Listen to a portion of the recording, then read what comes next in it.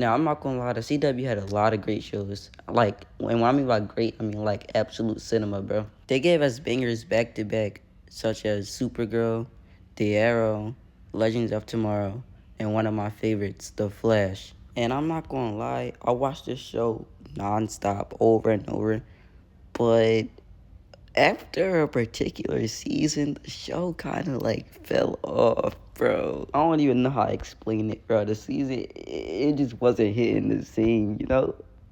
But I still stuck there and I watched the entire thing.